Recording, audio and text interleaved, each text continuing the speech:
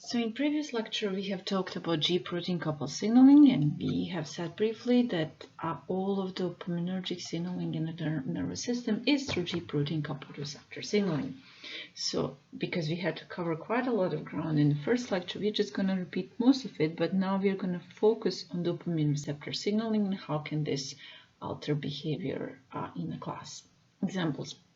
So again, here we have the dopamine binds dopaminergic receptors and then exerts different intracellular signaling changes, which we will be talking today in particular. Just to start, this is something most of you who take system neuroscience will be covering. For those of you who don't, we're just going to briefly talk about. You don't need to memorize which are the major dopaminergic pathways in the mammalian brain. I just want you to be aware of them. So first one we are going to be talking about is mesostriatal. So this connection from VTA to the striatum primarily, and also to prefrontal cortex. Then we have substantia nigra and nigrostriatal, and then we have tuberoinfundibular system that connects hypothalamus to pituitary gland. What's really, so you don't need to memorize each one of these. What you really should know, that dopamine is really involved in many vital CNS functions, which particularly we talk about voluntary movement, because most of the basal ganglia are affected in these disorders. It's involved in feeding, affect, reward. Lots of studies about dopamine is in the addiction, but it's also involved in sleep, attention, working memory, and learning. So that's some of the reason why we want to study dopaminergic pathways and why we are spending most of this class just focusing on dopamine. So similar to other GPCRs, again, dopamine receptors are 7 transmembrane domain protein receptors that have ligand binding domain that's constructed from these transmembrane domains. Dopamine binds within this layer. Again, binding sites are formed by the different parts of the different residues that come from these transmembrane domains. In addition, we have intracellular loops. As we know, these intracellular loops are important to binding different G proteins and defining specificity for G proteins, and you will see how different dopamine receptors are altered versus these loops and their C-terminus. And C-terminus, remember we talked how it plays a role in desensitization of the receptors, because there are phosphorylation sites through which different kinases can lead to the removal or prevent the binding of G proteins to dopamine receptors. It's important to know that there are 2 different classes of dopaminergic receptors. They divide in D1 and D2 classes, and this division is based on the modulation of adenyl cyclases, so their downstream effect.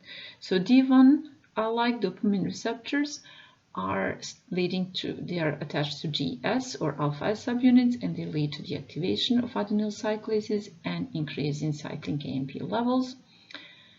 For D1 receptor family, we have dopamine receptor 1 and dopamine receptor 5.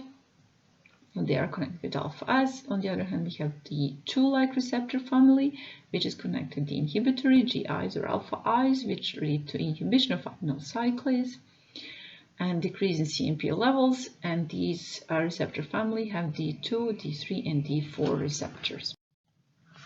Here are some basic genetic, structural, and pharmacological properties. You do not need to remember them. A few things I want to show you that hopefully you may memorize is that most of them are on different chromosomes. What is really interesting characteristic, we'll soon again come to it, is that dopamine 1 and dopamine 2, so dopamine 1 type or like receptors have no introns inside, while all the dopamine 2 type do have introns. And it's also important to know that dopamine 1 type of receptors have much longer C-termini than dopamine 2, so you can see that they are much larger than the dopamine 2 receptor family.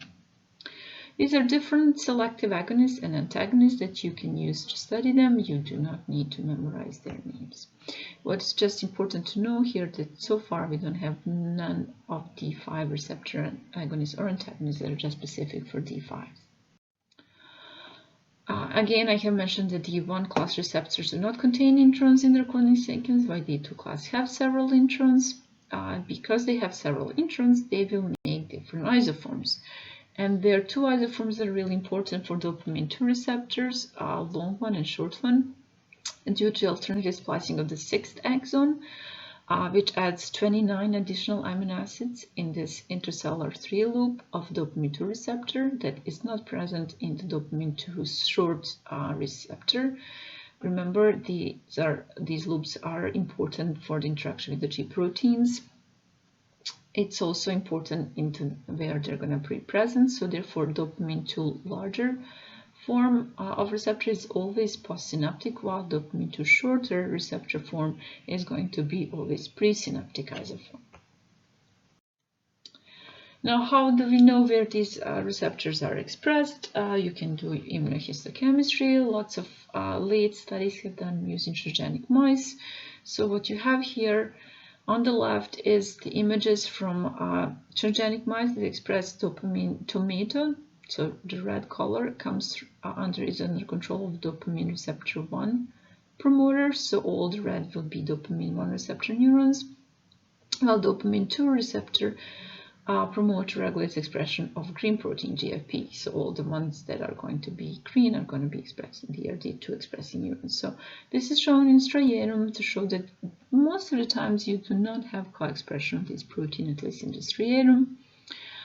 This is showing you on a bigger scale, so you have the whole brain here. You can see that in addition to expression, really strong expression in the striatum, we have expression of these proteins in the cortex, in the hippocampus, and in addition to showing you the expression of GFP here under the promoter, to show you the Cre expression under this promoter is quite similar, but not completely exactly the same as the expression of these proteins. Therefore, this is just caution you when you use the Cre proteins to target just to dopaminergic neurons. Again, this is showing you, while most studies really assume using these Cre proteins that they will be targeting just the striatum, this is showing you that cortex, orbital cortex, prefrontal cortex are also affected. So this is D2 Cre and D1 Cre. You can see that D2 expressing receptor neurons are mostly in the more superficial layers, 2 to 3, and while D1 expressing neurons are going to be in a deeper regions, similar to this is a snap-in or more focused image, or more higher magnification image. Sorry. What I want you to, and this is for the hippocampus, so you can see that both dopamine 1 and dopamine 2 receptors are expressed in many parts of the nervous system. What I want you to pay attention here that they are, well, it's mostly they're not expressed in the same. You have different neurons expressing D1 versus D2. There is certain co-expression, so there's a certain percentage of neurons that can express both D1 and D2 receptors, and that co-expression really varies per brain region. Again, very important thing to know that most the D1 class receptors are going to be postsynaptic, so their effect is going to be postsynaptic neurons. On the other hand, D2 can be both presynaptic and postsynaptic. Remember that short one would be usually presynaptic for D2 receptor, while long one would be postsynaptic.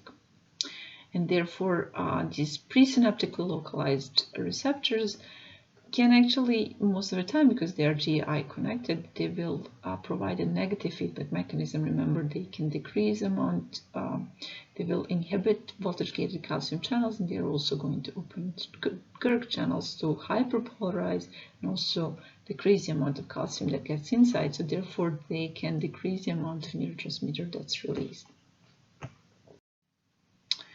Again, coming back to the way these receptors work, D1 receptor are going to inhibit adenyl cyclase, while D2 receptors activate adenyl cyclase, while D2 receptors are going to activate adenyl cyclase.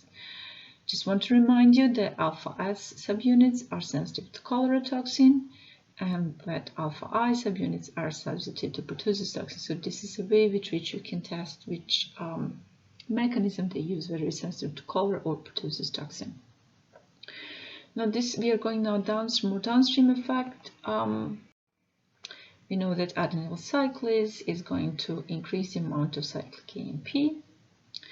What's also important to know that CMP levels are going to be decreased by phosphodiesterases that are constantly going to be active there too. Increase in CMP levels, one of the major mechanisms through which it works is through activating protein kinase A.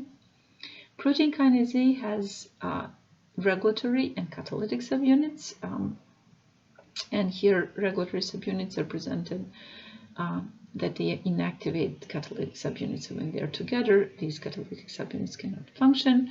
When CMP molecules bind to the regulatory subunit, that causes dissociation of these active catalytic subunits that can then go and lead to the phosphorylation of different substrates. So CMP leads to the activation of protein kinase A.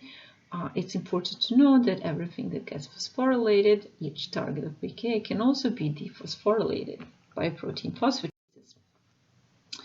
In particular, for protein kinase A, that phosphatase often leads to dephosphorylation or deactivation of the proteins that have been activated. Protein kinase A is protein phosphatase 1. And protein kinase A, or the biological system, has developed a way by which they can amplify PKA signaling. So there is protein called DARP32, which stands for dopamine and CMP regulated phosphoprotein of molecular weight of 32 kilodalton. So that's what DARP32 stands.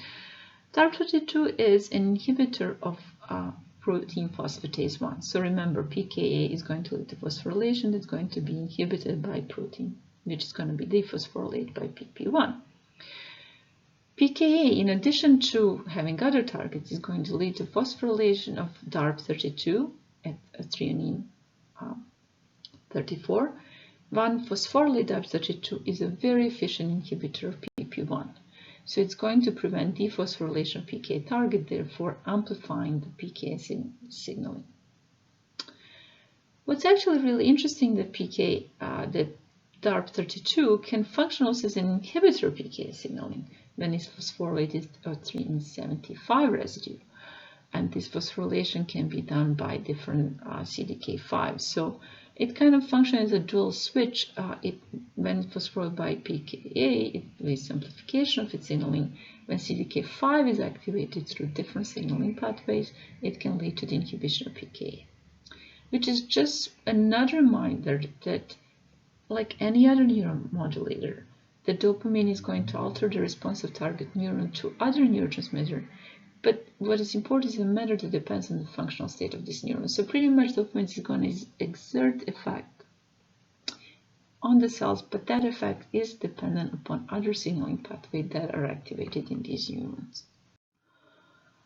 Just to remind you that protein kinases, which in this case protein kinase A, activated by dopamine 2 signaling, can then exert many different functions. They can go and directly phosphorylate different channels and receptors that are present on the surface and lead to their activation or internalization.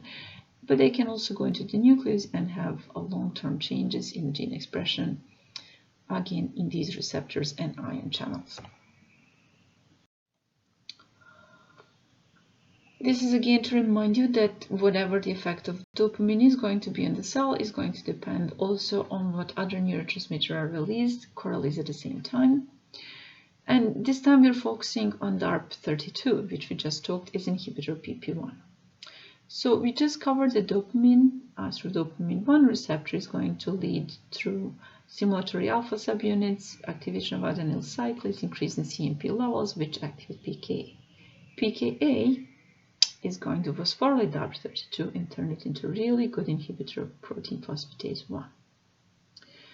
On the other hand, we have glutamate signaling through MMDA receptor that lead to the calcium influx into the cells, which leads to two activation. It activates PP2B or calcineurin and also MEK kinase. MEK kinase is eventually going to lead to phosphorylation of ERK and activation of ERK phosphorylation, downstream targets of ERK. PP2B, on the other hand, that's activated through that calcium, can lead to the inhibition of DARP32. And that inhibition then, there is less inhibition in more PP1, which can then activate step 1, which inhibits ERK. So therefore, if PP2B leads to inhibition of DARP32, there will be less of its inhibition of PP1, so therefore increase activity of PP1 and increase activity of step 1, that's inhibitor.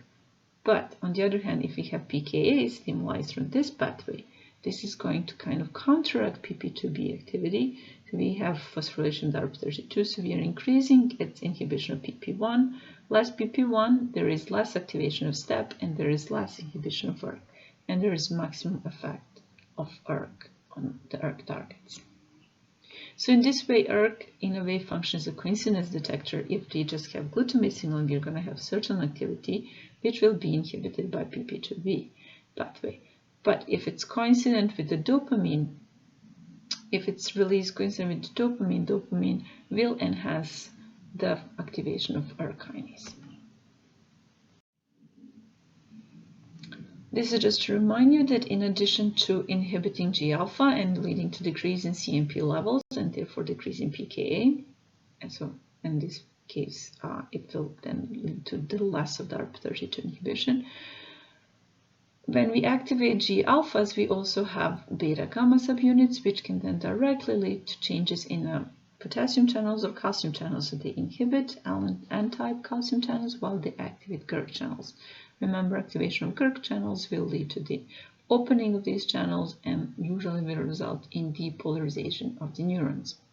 In addition, beta-gamma can lead to activation of PLC, protein-like phosphatases, phospholipase C, which will degrade PIP2 in the membrane into deacylglycerol and IP3, which can then lead to activation of protein kinase C and calcium signaling in cells. So remember that we have shown that in different parts of the brain there is co-expression of D1 and D2 receptors. So when we talked about, and this is showing you that indeed D1 and D2 receptors can be co-expressed in certain neurons. This is in human brains, in caudate, and then this is in rat, in frontal cortex, and in the cultures in neurons. So you can see that certain neurons do co-express both dopamine receptor 1 and dopamine receptor 2.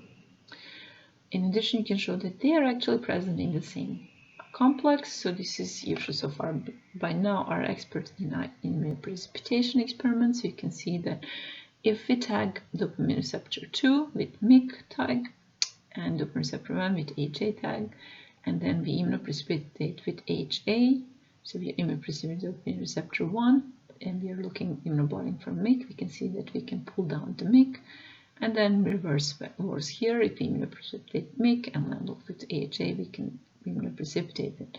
This is in culture, and this is shown in the striatum. This tells us that dopamine 1 and dopamine 2 receptors don't function only as just a simple homodimers, but if they're co-expressed, they can actually function as a heterodimer. And what we will be talking in the class, one of the problems would be how would these heterodimers then have different signaling.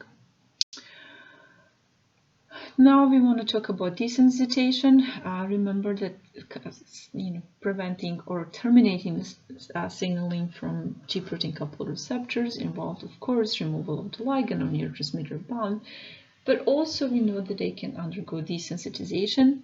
So while the agonist is still bound, so when dopamine is still bound to the dopamine receptors, this can lead to the GRK or G protein coupled receptor kinases mobilization to receptors that have bound agonists, which will then phosphorylate at C-terminal site, and that will lead to the binding of beta-arrestin. Now, beta-arrestin binding will prevent additional G protein binding, but it can also lead to internalization, also decreasing the number of receptors, which is, again, desensitization response to extensive exposure to agonists.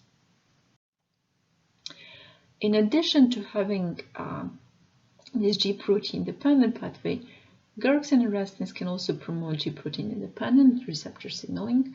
Pretty much what arrestin, when they bind to the receptors, they can serve as a scaffolding, so they will recruit many different proteins that regulate, can do different signaling pathways. What has really been shown in this example is regulation of two different kinases, AKT and GSK3, which can then have many different physiological effects. So pretty much beta-arrestin binding is going to dephosphorylate this AKT because it binds protein phosphatase 2A, and then dephosphorylate AKT will then not being able to affect GSK3, it will lead to activation of GSK3 protein and then its physiological targets. This is completely independent of G protein coupled signaling. And what's really interesting is that beta-arrestin and KERG pathways, as well as G protein depending, have different kinetics. So what immediately upon binding of dopamine to dopamine receptors, we have activation by adenyl cyclase. So these are really quick, pretty much over within 30 minutes. Much later starting and then much longer prolonged are the arrestin mediated, when they again lead to all the scaffolding and different signaling pathways that then lead to GSK3 activation. Then, so this is how G proteins receptor or dopamine receptors are inactivated. On the other hand, G proteins, remember we talked that they have internal clocks. So G alpha is activated by GTP binding, but it has GTPase activity in itself as part of it, and that cleaves this bound GDP, leading it to an active state in which it binds beta gamma subunits. This intrinsic GTPase activity can be promoted through some effectors such as adenyl cyclase, but also through RGS proteins, which are regulator G protein signaling proteins. As I said, adenyl cyclase is one of these effectors. Therefore, most RGS proteins to date will work towards GI protein subfamily members. And it's interesting that one of those, RGS9, for example, is really highly enriched in the striatum. So knowing that RGS is going to promote the activation or decrease the time that alpha subunits are active, how would you think that RGS deletion would affect dopamine signaling through, again, the two protein receptors? Because remember, it interacts mostly with alpha I subunits. Now, finally, one of the reasons why dopamine, as I said, is really interesting is because dysregulation of dopaminergic neurotransmission is associated with multiple neurological and psychiatric conditions such as Parkinson's disease, Huntington's disease, attention deficit, hyperactivity disorder, mood disorder, and schizophrenia. So, for example, in Korea, in this video that's right now not working, we have excessive movement chorea early in Huntington's disease, so it's uncontrollable, which is in a later stage of Huntington's disease, followed by Parkinson's disease-like rigidity. On the other side, in most of the Parkinson's disease patients, there is a poverty of movement.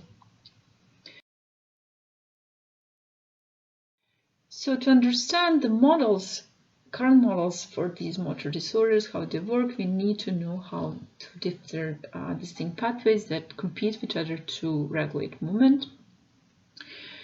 And I have two different schematics, one that has regions of the brain involved and one that's much more simplified here, but also has regions of the brain in a much more simplified manner.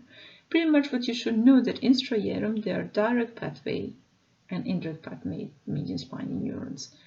In direct pathway spiny neurons, they express D1 receptors, and dopamine then activates D1 receptors, and this activation of these direct pathways through D1 receptors is going to facilitate movement. It's going to facilitate movement because it inhibits GPI, so this is internal pallidum that has inhibitory effect on thalamus that has positive effects on cortex. So by inhibiting the inhibitors, you have facilitation of the movement.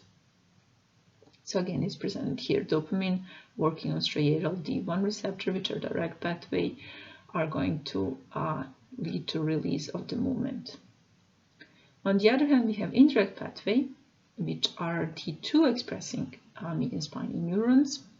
This is indirect because we have additional parts, so it goes to external pallidum, so it inhibits external pallidum, that inhibits subthalamic nucleus, that then activates internal pallidum, because it eventually leads to activation of internal pallidum that inhibits thalamus. Activation of D2 receptor is going to lead to the inhibition of the movement. This pathway leads to the inhibition of the movement. And therefore, the effect of dopamine on both D1 and D2 should kind of be balanced between those two and have a balanced movement. So what is thought that happens in disease, in Huntington, in early stages of Huntington, so we have decrease in D2, so first neurons that die are D2 expressing neurons. Because you lose D2 expressing neurons, there is less of inhibition of the movement, therefore you have more unregulated movement. At a later stage of Huntington disease, you also lose the 1 receptor expressing neurons, and therefore now you will also have less facilitation of the neuron movement, and that will lead to rigidity, like in Parkinson's disease. On the other hand, in Parkinson's disease, both of these pathways are lacking dopamine. So dopamine leads to the activation of direct pathway, but it leads to inhibition of indirect pathways binding neurons, because remember, the 2 receptors are inhibitory. Therefore, without dopamine, you are not only not activating this, but you're also not inhibiting inhibitors, and therefore you will have that rigidity.